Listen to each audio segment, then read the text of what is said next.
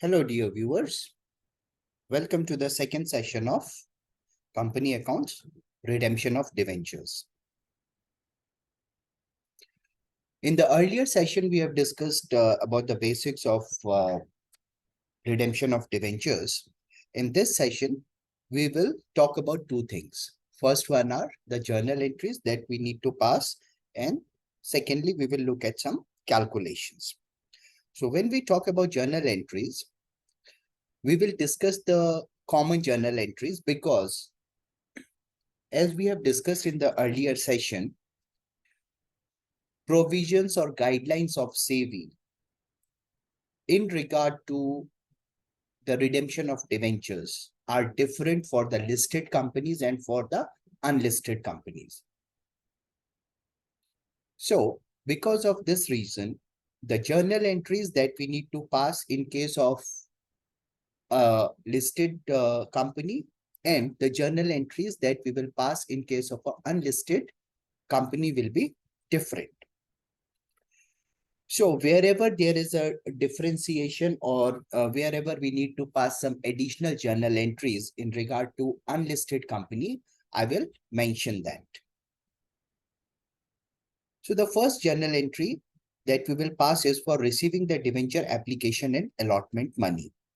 And as I told you in the previous session, that unlike shares, we get the entire amount of debentures in one go or in one installment. So the journal entry that we will pass is bank account debit to debenture application and allotment account. ये journal entry दोनों ही type की companies के लिए same रहेगी, इसमें कोई differentiation नहीं है. चाहे तो आप लिस्टेड कंपनी के लिए क्वेश्चन सॉल्व कर रहे हो या अनलिस्टेड कंपनी के लिए क्वेश्चन सॉल्व कर रहे हो, दोनों में एंट्री सेम रहेगी.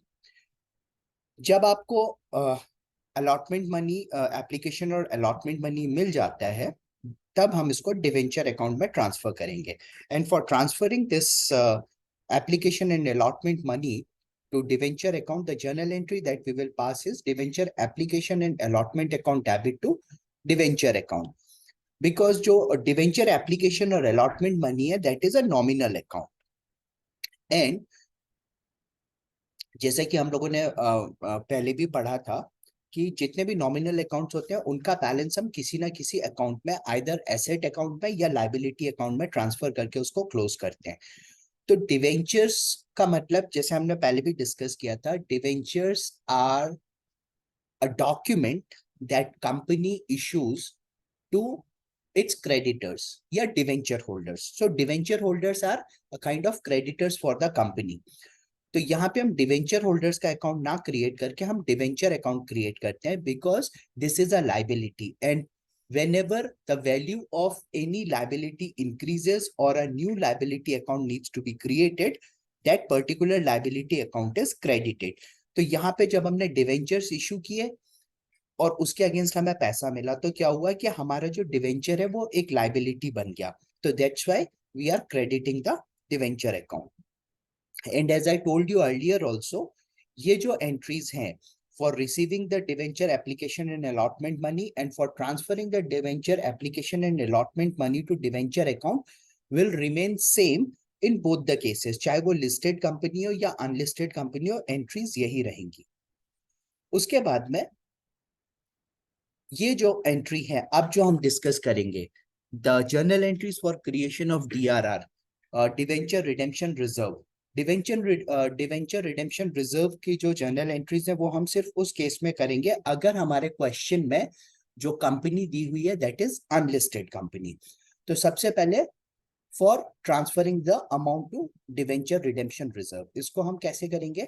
Surplus in statement of profit and loss account debit to debenture redemption reserve. जैसे कि हमने पहले भी डिस्कस किया था, जो रिजर्व्स या फंड्स हम क्रिएट करते हैं, they are again created for a specific purpose, so that is a kind of liability. So that's why here again we are crediting the debenture redemption reserve. और surplus in statement of profit and loss जो है उसको हम debit इसलिए कर रहे हैं क्योंकि से for example you have a profit of 1 lakh rupees which ideally you should be distributed as dividend among the shareholders. But उसमें से कुछ पैसा आप निकाल के रिजर्व में डाल रहे हो, तो obviously the balance of the profit and loss account will come down. So that is the reason we will debit the profit and loss account. उसके बाद आगे बढ़ते हैं. जब आपने डिवेंचर रिडेम्पशन रिजर्व बना लिया, उसके बाद में आपको इन्वेस्टमेंट भी करना होता है. Debenture redemption investment. Debenture redemption investment की जो जर्नल एंट्री होगी for making investment in debenture redemption reserve, उसमें हम क्या करेंगे, debenture redemption investment account debit to bank account. अब यहाँ पे डिवेंचर रिडेम्पशन इन्वेस्टमेंट अकाउंट को हमने डेबिट क्यों किया, उसके पीछे सीधा सा रीजन है, this is a kind of investment and any investment is an asset for the company. तो जब भी कोई एसेट अकाउंट है, उसका जब बैलेंस बढ़ेगा किसी भी एसेट अकाउंट का, तब भी हम उसे डेबिट करते हैं, या अगर हम कोई नया एसेट क्रिएट करते हैं, या जब हम किसी भी नए एसेट की एंट्री अपने बुक्स ऑफ अकाउंट्स में करते हैं, तब भी हमें उसे डेबिट करना होता है. तो ये हमारा इन्वेस्टमेंट है और ये हमारे लिए एसेट है. तो that's why we are debiting the debenture redemption investment account and the money will go out of the bank. So that's why bank account has been credited. Remember this thing, the debenture redemption reserve is created to the equivalent of 10% of face value of debentures which are outstanding.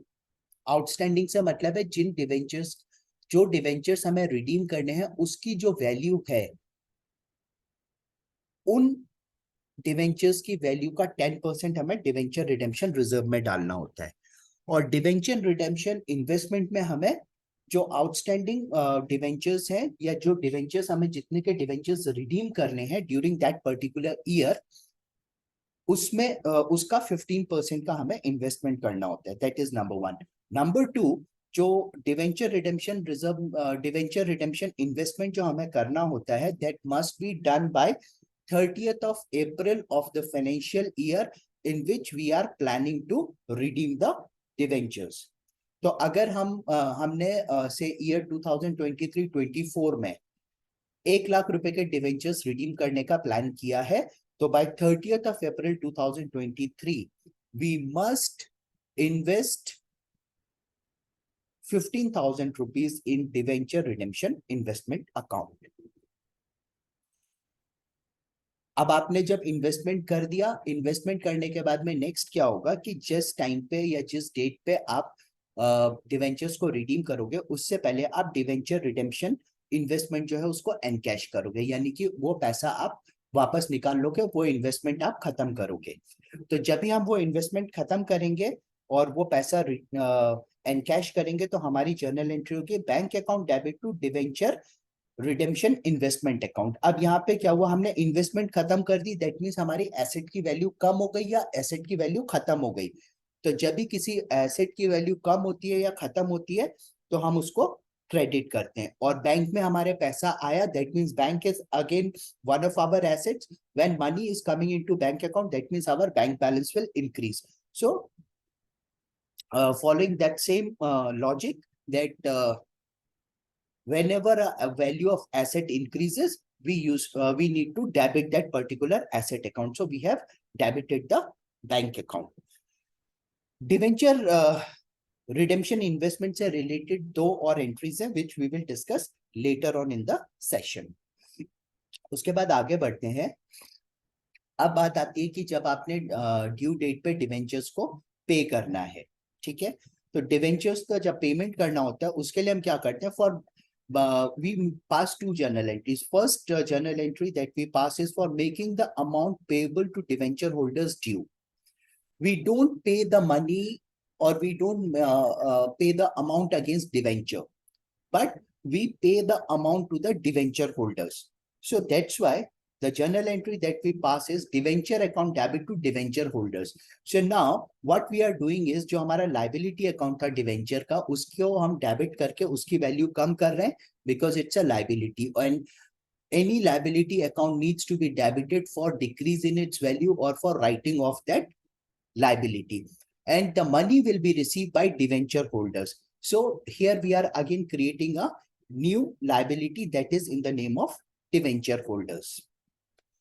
And at the time of actually paying out the money, or actually transferring the funds to debenture holders, the journal entry that we will pass is debenture holders account debit to bank account. अब यहाँ पे अगर आप देखो इन दोनों journal entries को, तो ideally जो डिवेंचर होल्डर का अकाउंट है उसको हमने पहली वाली एंट्री में क्रेडिट किया है और दूसरी वाली एंट्री में डेबिट किया है। तो अगर हम उन दोनों को कैंसिल कर देते हैं तो जो हमारी net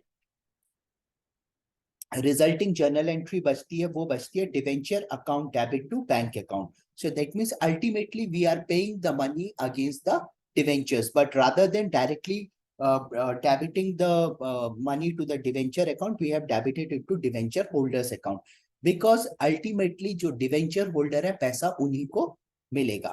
So these are the journal entries that we need to pass for issue of debentures and for redemption of debentures in case of a listed company and a unlisted company.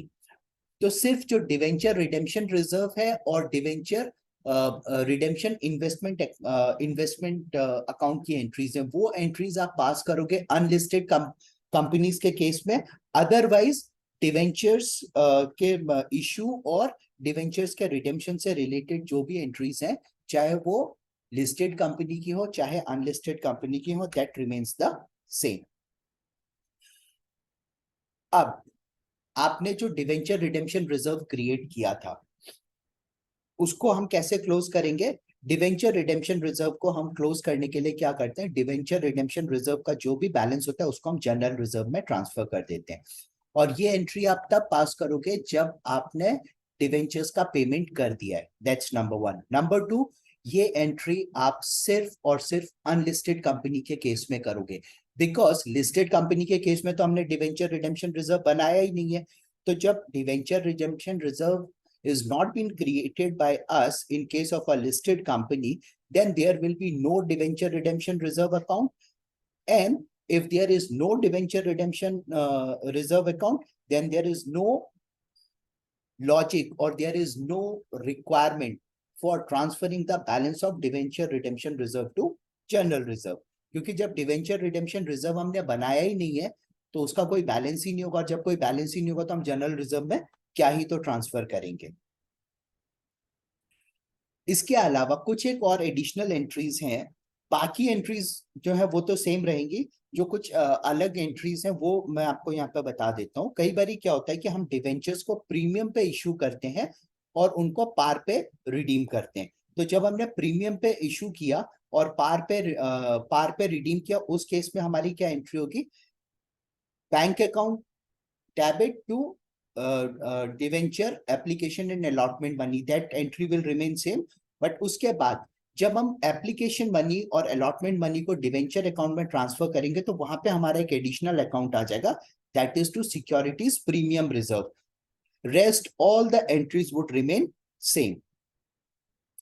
कई बार ये भी होता है कि हम debentures को जो है डिस्काउंट पे इशू करते हैं और उनको प्रीमियम पे रिडीम करते हैं, या डिस्काउंट पे इशू करेंगे और प्रीमियम पे उस डिस्काउंट पे इशू करेंगे और उसको हम पार पे रिडीम करेंगे. तो इन एनी केस क्या होगा कि जब भी हम डिवेंचर्स को इशू कर रहे हैं, तो से फॉर एग्जांपल अगर 100 रुपए का डिवेंचर है और उसको हमने 5% डिस्काउंट पे इशू किया है, तो that means instead of getting 100 rupees per debenture, we will get only 95 rupees per debenture. This is one thing. अब यहाँ पे क्या होगा कि एक्चुअल में तो हमारे को डिवेंचर के अगेंस्ट में 95 रुपीज मिलेंगे, because we are issuing the debentures at discount. और अगर हम उसको पार पे इशू करेंगे तो हमें 100 रुपीज पर डिवेंचर देना पड़ेगा. और अगर हम उसको प्रीमियम पे रिडीम करेंगे तो से for example the debentures were issued at 5% discount and were redeemed at 5% premium. तो क्या होगा, 95 रुपीज पर डिवेंचर तो हमें मिला, लेकिन हमें देना कितना पड़ेगा, 105. सो टोटल अगर हम देखते हैं तो हमारे को 5 रुपए इशू के टाइम पे लॉस हुआ और 5 रुपए हमारे को लॉस हुआ at the time of redemption. तो पर डिवेंचर हमें 10 रुपए का टोटल लॉस हुआ. तो इस टाइप के इन सिनेरियोज में हम क्या जर्नल एंट्री पास करेंगे, for receiving the application and allotment money the journal entry would remain the same, bank account debit to debenture application and allotment money. लेकिन जब हम उस एप्लीकेशन और अलॉटमेंट मनी को डिवेंचर अकाउंट में transfer करेंगे, at that point in time we will make all the adjustments, that is debenture application and allotment account debit. तो यहाँ पे अब हम करेंगे 95 से, ठीक है। उसके बाद में सॉरी, यहाँ पे हम हाँ 95 से ही करेंगे, क्योंकि हमें पर डिवेंचर 95 रुपीज मिला है। Loss on issue of debentures को अभी हम छोड़ देते हैं। डिवेंचर अकाउंट में हम पूरा 100 रुपीज डालेंगे। And to premium on redemption of debenture account, premium हम कितना दे रहे हैं, 5 रुपए का दे रहे हैं। तो अगर हमने 100 डिवेंचर्स इश्यू किए हैं 5 रुपीज ईच, तो 500 हमारा यहाँ पे चले जाएगा। तो अब क्या होगा कि 500 हमारा क्या, premium on redemption of debenture account, plus जो हमने 100 शेयर्स 95 के हिसाब से इश्यू किए थे, तो उसमें आया हमारा 9,500। 9,500 हमारा जाएगा डिवेंचर अकाउंट में, हमारा जाएगा पूरा 100 रुपीज, बिकॉज हमने डिस्काउंट पे इश्यू किया, that is a different thing, but debenture account में हमें 100 रुपीज ही डालना पड़ेगा। तो अब इनका टोटल कितना हो गया, 10,500 क्रेडिट में हो गया। उसके बाद में जो हमारा डिवेंचर एप्लीकेशन है वो कितना आया, 9,500। तो बैलेंस जो 1,000 बचा, that we will put to loss on issue of debentures account, because 500 हमारा लॉस किसका हुआ, 500 लॉस हुआ हमारा डिस्काउंट का, और 500 लॉस हुआ हमारा premium on redemption of debentures का। अब जो लॉस हुआ हमें, loss on issue of debentures, वो हम राइट ऑफ करेंगे। वो हम राइट ऑफ कैसे करेंगे, statement of profit and loss account debit to loss on issue of debentures account. तो अब यहाँ पे आप देखो, पहली जर्नल एंट्री में हमने क्या किया, loss on issue of debenture account को डेबिट किया, और सेकंड जर्नल एंट्री में हमने loss on issue of debentures account को क्रेडिट कर दिया। तो ये अकाउंट हमारा, इसका बैलेंस हो गया 0। और जब हम loss profit and loss statement में ट्रांसफर कर रहे हैं, तो उससे हमारा जो प्रॉफिट एंड लॉस है वो कम हो गया, प्रॉफिट एंड लॉस अकाउंट का बैलेंस कम हो जाएगा, that means ultimately it will reduce our profit. So that is the reason why we have debited the statement of profit and loss. So these were some of the journal entries. In addition to this, as I told you earlier, जो debenture redemption investment account है, उससे related कुछ entries है। उससे related क्या entries है कि जब भी कई बार क्वेश्चन में यह मेंशन किया हुआ होता है कि आपने जो डिवेंचर रिडेम्पशन इन्वेस्टमेंट किया है उस पे आपको कितने % इंटरेस्ट मिलेगा। तो जब हम डिवेंचर रिडेम्पशन इन्वेस्टमेंट को एनकैश करते हैं, उसके साथ ही साथ हमें उसकी इंटरेस्ट की भी एंट्री करनी होती है। तो उसकी हम एंट्री इंटरेस्ट की क्या करेंगे, अच्छा यहाँ पे एक और चीज समझ लीजिए आप लोग, कि कई बारी जो हमारा जो फाइनेंशियल इंस्टीट्यूशन है जहां पे हमने अपना डिवेंचर रिडेम्पशन इन्वेस्टमेंट किया था, वो जो है, जो हमें इंटरेस्ट मिल रहा है उसके ऊपर टैक्स डिडक्ट भी करते हैं, और कई बारी वो बिना टैक्स डिडक्ट करे पूरा अमाउंट हमारे को ट्रांसफर करते हैं। तो जब हमने बैंक के साथ से, फॉर एग्जांपल हम यहाँ पे अज्यूम करते हैं कि we have done the debenture redemption investment with a bank, at the maturity of the investment, the bank has transferred the entire amount to us, that is our principal amount as well as the interest without deducting the tax. तो उस case में हम entry करेंगे bank account debit to debenture redemption investment account to interest received. इससे पहले हमने जो discuss किया था उसमें हमने ये वाली एंट्री को कंसीडर नहीं किया था, because we were not talking about interest. तो इससे पहले जो एंट्री हमने डिस्कस की थी उसमें हमने सिर्फ किया था bank account debit to debenture redemption investment account. In case bank जो है आपको इंटरेस्ट देने से पहले टैक्स डिडक्ट कर लेती है, तो उस केस में क्या होगा, bank account debit, tax deducted at source, deposited account debit to debenture redemption investment account and to interest received account. तो इसमें हम क्या करेंगे, बैंक अकाउंट को हम डेबिट करेंगे, उसका अमाउंट होगा हमारा अमाउंट इन्वेस्टेड, और you can say principal amount plus actual interest receive. Actual interest receive से मेरा मतलब है, say for example you have received the interest of rupees 5,000 and the bank has deducted a tax of say 10%. तो आपको जो interest मिलना था वो कितना मिलना था 5,000, लेकिन उसमें से 500 बैंक ने लेस कर दिया, तो now you are getting interest of 4,500. And say for example you have made a investment of rupees 1 lakh, तो बैंक अकाउंट को आप डेबिट करोगे 1,04,500 से, टैक्स डिपॉजिटेड अकाउंट को आप डेबिट करोगे 500 से, तो आपका जो डेबिट अकाउंट जो डेबिट की एंट्रीज हैं उनका टोटल कितना हो जाएगा, उनका टोटल हो जाएगा 1,05,000. और जो क्रेडिट साइड है उसमें आप डिवेंचर रिडेम्पशन इन्वेस्टमेंट अकाउंट में डालोगे आप 1,00,000 रुपीज, क्योंकि जो अमाउंट आपने इन्वेस्ट किया था, और टू इंटरेस्ट रिसीव में आप डालोगे 5,000. सो डेबिट साइड का भी टोटल 1,05,000 है और क्रेडिट साइड का टोटल भी 1,05,000 है. अब जो इंटरेस्ट आपको मिला that is a profit, so the profit needs to be transfer to profit and loss statement. तो इसमें हम क्या करेंगे, interest received account debit to statement of profit and loss. Interest received account again is a nominal account, तो हमने पहले इसको credit किया था, इसीलिए फॉलोइंग एंट्री में हम उसको डेबिट करके क्लोज कर देंगे. और जब हमें इंटरेस्ट रिसीव हुआ तो ऑब्वियसली हमारा प्रॉफिट जो है वो इंक्रीज हो जाएगा, that's why we are crediting the statement of profit and loss. So these are some of the journal entries which commonly would be required. Again, I am reiterating this thing that entries related to debenture redemption reserve and debenture redemption investment will be passed only in those cases where in question it is specifically mentioned that the company is a unlisted company. दोबारा से बता देता हूं मैं, debenture redemption reserve और debenture redemption investment से related जितनी भी एंट्रीज हैं वो एंट्रीज आप सिर्फ तब पास करोगे अगर क्वेश्चन में ये कहा गया है कि जो कंपनी क्वेश्चन में दी हुई है वो अनलिस्टेड कंपनी है. अगर वो लिस्टेड कंपनी है तो हमें डिवेंचर रिडेम्पशन रिजर्व या डिवेंचर रिडेम्पशन इन्वेस्टमेंट से रिलेटेड कोई भी एंट्री पास नहीं करनी है. कुछ कैलकुलेशंस देख लेते हैं. Amount to be transfer to debenture redemption reserve, कितना अमाउंट आपको डिवेंचर रिडेम्पशन रिजर्व में डालना है, उसको आप कैसे निकालोगे. सबसे पहले आप देखोगे face value of outstanding debentures क्या है, उसका आप 10% कैलकुलेट करोगे. उसके बाद में अगर क्वेश्चन में दिया हुआ है कि there is already a balance in the debenture redemption reserve account, जो भी बैलेंस दिया हुआ है आप उसको उसमें से माइनस कर दोगे.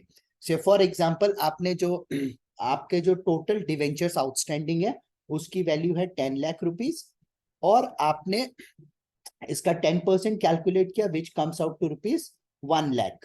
और अगर डिवेंचर रिडेम्पशन रिजर्व का बैलेंस दिया हुआ है 60,000, तो अब 1,00,000 में से 60,000 आपने माइनस किया, तो अब आपका जो वैल्यू आया that comes out to be rupees 40,000 which is positive. तो अब आपको क्या करना पड़ेगा कि ये जो 40,000 है ये डिवेंचर रिडेम्पशन रिजर्व में आपको ट्रांसफर करना पड़ेगा. ऑन द कॉन्ट्रेरी, आपके डिवेंचर रिडेम्पशन रिजर्व का बैलेंस है 2,00,000 रुपए और आपको 1,00,000 रुपए डिवेंचर रिडेम्पशन रिजर्व में ट्रांसफर करना है on the basis of this calculation. ठीक है, तो 2,00,000 रुपए का बैलेंस ऑलरेडी है, 1,00,000 रुपए का आपको कराना, डिवेंचर रिडेम्पशन रिजर्व क्रिएट करना है. That means your balance would be negative 1,00,000 rupees. That means you have excess amount in debenture redemption reserve. So if there are no other outstanding debentures, then you can transfer this 1,00,000 rupees to general reserve. Second calculation है face value of debentures multiplied by percentage of discount on issue of debentures. So how to calculate the total loss on issue of debentures? तो face value of debentures multiplied by percentage of discount on issue of debentures, face value of debentures multiplied by percentage of premium on redemption of debenture. ये दो amount आप निकालोगे, दो amount निकालने के बाद इन दोनों को आप ऐड करोगे और इसको आप loss on issue of debentures account में. Very well, friends. That's all from our side in today's session. Hope you liked the session. If you have liked the session, don't forget to press the like button and do subscribe to our channel. And when you are subscribing, please don't forget to press the bell icon so that you get notified as soon as we post a new video. And yes, of course, don't forget to share it with your friends. But still, if you have any queries, feel free to write us on connect2letsmaster@gmail.com, and we will see you soon in our next session. Till then, thanks and happy learning.